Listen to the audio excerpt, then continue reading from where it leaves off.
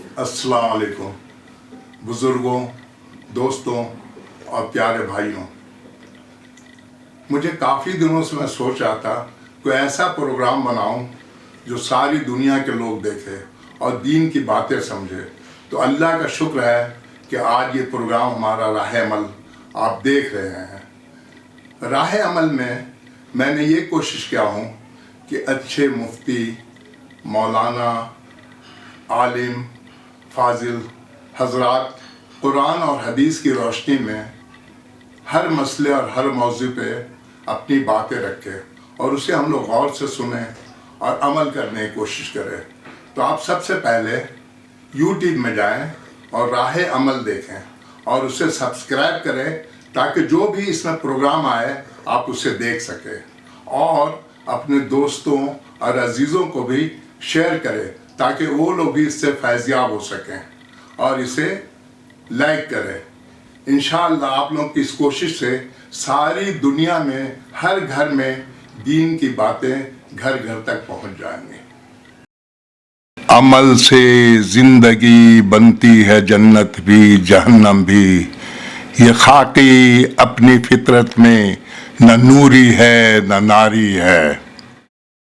آج راہ عمل کے پروگرام میں رانچی کی وہ شخصیت آئے ہوئے ہیں جو کسی تعارف کے محتاج نہیں ہے۔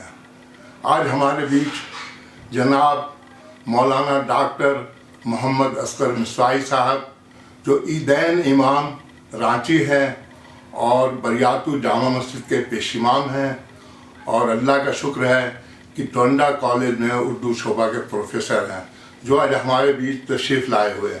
میں ان سے گزارش کروں گا کہ دین کی باتیں، کچھ عمل کی باتیں راہ عمل میں بتلائے تاکہ جتنے دیکھنے والے ہمارے ہیں اس پہ عمل کریں۔ بسم اللہ الرحمن الرحیم۔ شہر رمضان الذی انزل فیہ القرآن ھدی للناس۔ صدق اللہ العظیم۔ محترم ناظرین کرام، رمضان المبارک مہینے میں جہاں روزوں کا اہتمام کیا جاتا ہے، تراویح پڑھی جاتی ہے، وہیں ایک بہت بڑا عمل زکوٰۃ کا بھی ہے، اور زکوٰۃ بھی فریضہ ہے اسلام میں۔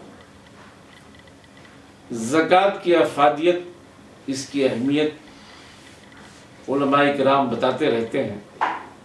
آج ہم آپ کو زکوٰۃ کے حقدار کون ہیں اور زکوٰۃ کن کو دی جائے، یہ بھی جاننا ضروری ہے۔ اللہ تعالیٰ نے سورہ توبہ میں اس کی پوری تفصیل بتائی ہے۔ انما الصدقات للفقراء والمساکین والعاملین علیہا، یہ پوری آیت جو ہے اس میں زکوٰۃ کے مصارف بتائے گئے ہیں۔ اللہ تعالیٰ نے سورہ توبہ میں یہ بات واضح کر دی ہے کہ زکوٰۃ کن کو دی جائے گی۔ تو زکوٰۃ کے بارے میں اللہ نے بتایا کہ فقیروں کو دی جائے گی، مسکینوں کو دی جائے گی۔ فقیر اور مسکین دو الگ الگ چیز ہیں۔ فقیر وہ شخص ہے جو گھر گھر بھیک مانگتا ہے اور گھروں میں جاتا ہے، دست سے سوال کرتا ہے، وہ تو فقیر کہلاتے ہیں۔ اور ایک مسکین ہوتے ہیں جو دوسروں کے گھروں میں تو نہیں جاتے لیکن وہ ضرورت مند ہیں، انہیں حاجت ہے، غریب لوگ ہیں لیکن کسی کے سامنے ہاتھ نہیں پھیلاتے۔ تو فقیروں کو زکوٰۃ دینی چاہیے، مسکینوں کو زکوٰۃ دینی چاہیے۔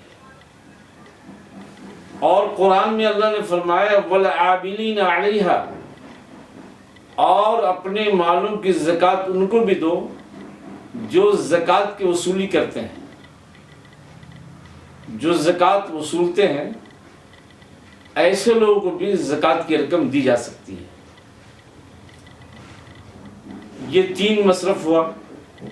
چوتھا یہ ہے والمؤلفۃ قلوبہم، یعنی ایسا شخص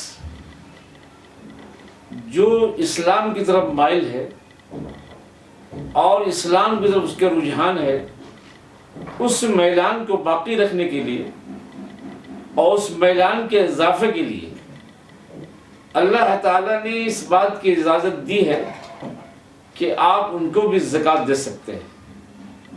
یا کوئی نو مسلم ہے، نیا مسلمان ہوا ہے، اور آپ سمجھتے ہیں کہ اگر اس کی ہم مدد کر دیں گے تو یہ اسلام پر قائم رہے گا، ابھی نیا مسلمان ہوا ہے، تو رغبت دلانے کے لائن سے اور شوق دلانے کی غرض سے یہ اجازت ہے کہ آپ ان کو زکوٰۃ کے پیسے دے سکتے ہیں۔ اسی طرح سے الغارمین کا تذکرہ کیا قرآن میں اللہ نے۔ غارمین کہتے ہیں مقروض لوگوں کو۔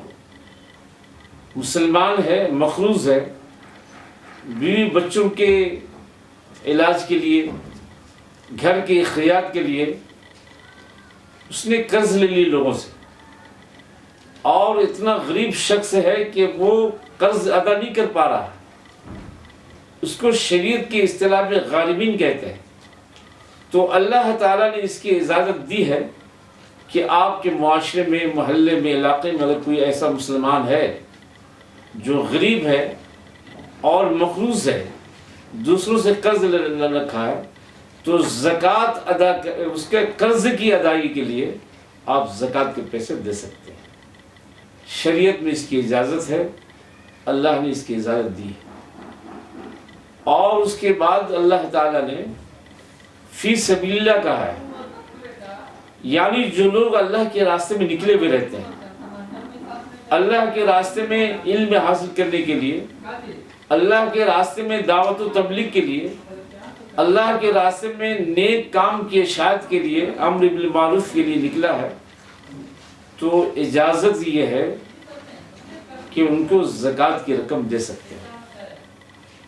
اور فرمایا وابن السبیل،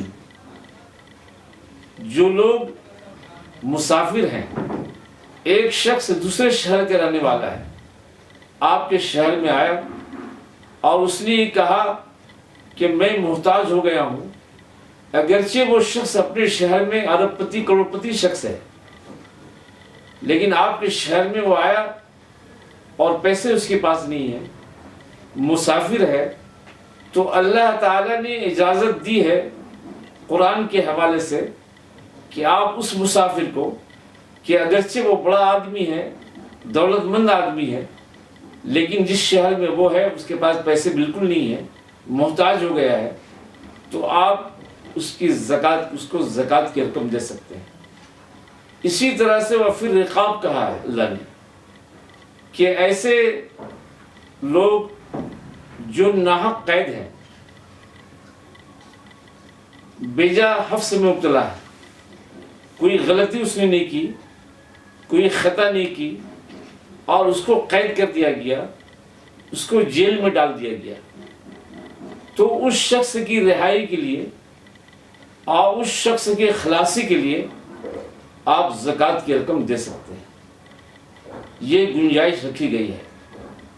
اسی لیے اگر آپ یہ محسوس کرتے ہیں کہ کوئی شخص جیل میں ہے اور وہ ناحق پھنسایا گیا ہے اس کو، تو آپ اس کی رہائی کے لیے زکوٰۃ کی رقم دے سکتے ہیں۔ اللہ تعالیٰ نے یہ 8 مصارف بتائے ہیں، ان 8 مصارف میں سے جس کو آپ محسوس کریں آپ زکوٰۃ کی رقم دے سکتے ہیں۔ البتہ یہ بھی ضرور جاننا چاہیے کہ کچھ لوگوں کو زکوٰۃ کی رقم نہیں دے سکتے، جیسے آپ سیدوں کو نہیں دے سکتے، سادات کے لوگ ہیں، سید گھرانے کے لوگ ہیں، آپ تعاون دوسرے اعتبار سے کر سکتے ہیں، زکوٰۃ کی رقم نہیں دے سکتے۔ کوئی شخص اپنے باپ کو زکوٰۃ نہیں دے سکتا، کوئی شخص اپنے بیٹے کو زکوٰۃ نہیں دے سکتا، کوئی شخص اپنی بیوی کو زکوٰۃ نہیں دے سکتا، اور بیوی شوہر کو زکوٰۃ نہیں دے سکتی، کوئی شخص اپنے بیٹے، پوتے، پوتی اس کو زکوٰۃ دے سکتے، اسی طرح سے نواسیوں کو زکوٰۃ نہیں دے سکتے۔ لیکن اگر آپ کا اپنا بھائی ہے، اپنا بھائی، سگا بھائی، اور وہ ضرورت مند ہے، تو آپ اس کو زکوٰۃ کے پیسے دے سکتے ہیں۔ ہاں یہ بھی جاننا ضروری ہے کہ زکوٰۃ دینے کے وقت یہ اس کا تذکرہ ضروری نہیں ہے کہ یہ زکوٰۃ کے پیسے ہیں۔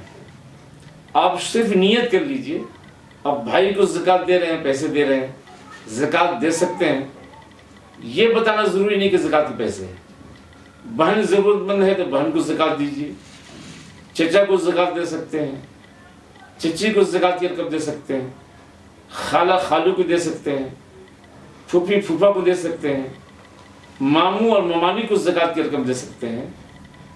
گویا یہ رشتہ دار ہیں تو اپنے رشتہ داروں کو زکوٰۃ دینے میں ڈبل فائدہ ہے، دوہرا فائدہ ہے۔ ایک فائدہ صلہ رحمی کا ہے، چونکہ آپ کے رشتہ دار ہیں، بھائی ہیں، بہن ہیں، چچا ہیں، خالو ہیں، آپ کے رشتہ دار ہیں، تو پہلا حق تو انہی کا بنتا ہے۔ اگر وہ زکوٰۃ کے مستحق ہیں اس میں ڈبل ثواب ہے، صلہ رحمی کا بھی ثواب ملتا ہے اور زکوٰۃ ادا کرنے کا ثواب ملتا ہے۔ تو قرآن میں، حدیث میں یہ مکمل واضح ہے کہ زکوٰۃ کن کو دینا چاہیے، زکوٰۃ کن کو نہیں دینی چاہیے۔ یہ چند باتیں اس سے متعلق آپ سے عرض کرنی تھی۔ اللہ تعالی ہمیں ان سب بات پر عمل کرنے کی توفیق عطا فرمائے۔ وآخر دعوانا ان الحمد للہ رب العالمین۔ آپ لوگوں نے آج راہ عمل کا پروگرام دیکھا، اب اسے سبسکرائب کریں، شیئر کریں اور لائک کریں، تاکہ آپ لوگ کی اس محنت سے ساری دنیا میں ہر گھر میں دین کی باتیں پہنچ جائے۔